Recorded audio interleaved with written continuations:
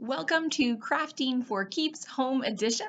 This is a wonderful collaboration between Art Center of the Bluegrass, Boyle County Public Library, Lincoln County Public Library, and Mercer County Public Library. We are delighted you're here today, and we're going to make a counted cross-stitch snowflake. So the first thing that you're going to need to do is set up your embroidery hoop. And the little screw on the embroidery hoop loosens and comes out so that this breaks into two pieces. And the complete ring goes on the bottom, and then you set your cloth over the top and just press the outer ring down until it's snug around, and then you're going to tighten the screw back up a little bit to hold everything in place while you're working. And then that gives you a nice firm surface to work on and gives you something to hang on to while you're doing your stitches. Step 2 is getting our needle and thread ready. If you've never worked with embroidery floss before, what you want to do is pull out a length of floss, maybe a foot long. And then, this is the part most people may not know, is you have to separate your embroidery floss. This is actually 6 strands all together, and you really only want to work with 2 at a time. So you sort of fan it out, find one of the strands, hang on to the end, and just pull it out. And you're going to do that until you get 2 strands, and then you need to thread your needle, pop that thread through the eye of the needle, tie a little knot in the end, and we will be off and running. Okay, so I have my needle threaded, and you can see here I've got a knot tied in the end, and then I've got this little tail, which is the other end. So you're going to sort of keep an eye on this while you're sewing, and once it gets short, that's when you're going to know it's time to tie off and get a new piece of embroidery floss. So this is called counted cross stitch because your stitches literally make a cross. We're using what's called Aida cloth, which is a cloth that already has little holes punched in it. And those holes are what you're going to follow to make your stitches. And every time you do a stitch, you're going to start in the upper left-hand corner and make an X out of a little box. So hang on, we're going to do that here right now.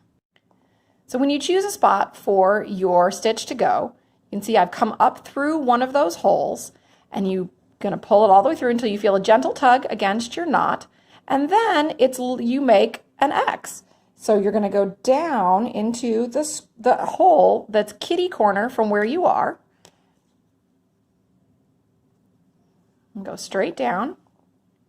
And now we have the first bar of our X, and you come over to the hole just to the left of where you were, come back up and down again into the top right-hand corner of your little box, and you have just made your first counted cross stitch.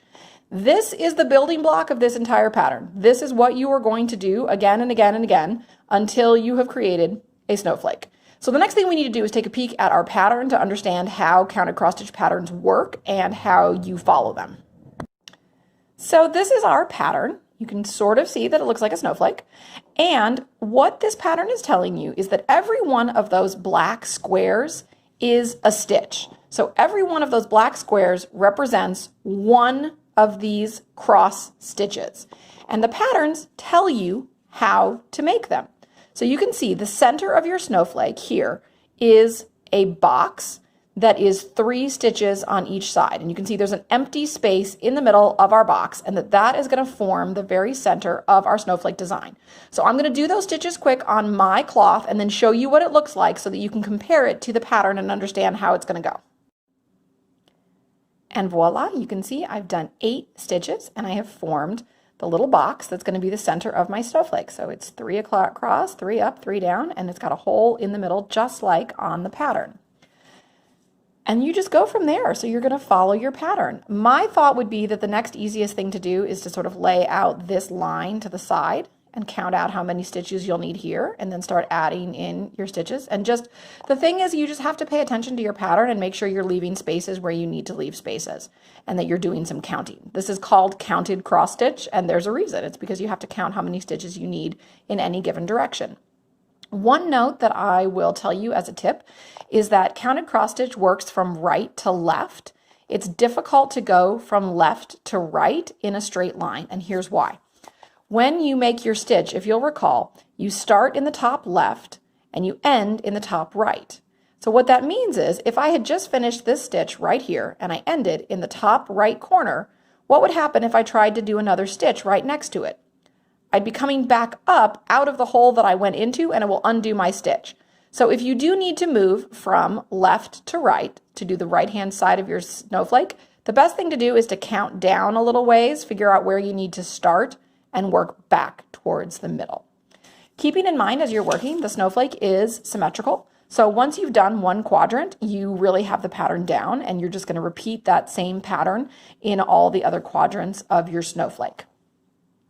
When you find yourself needing to switch pieces of embroidery floss when it gets too short to work with, all you have to do is sort of loop your, slide your needle back under your stitches on the backhand side, start to pull it tight, and form a little knot that way. So loop it through, pull it tight, and just knot it off that way. And you can see how you just sort of slip it underneath the loop and pull. And now I've got a little knot. I can cut that and start a new piece of thread.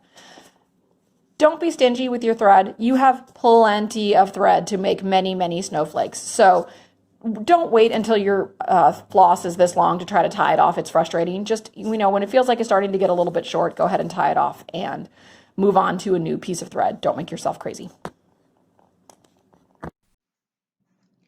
It will probably take you a couple hours to create your snowflake.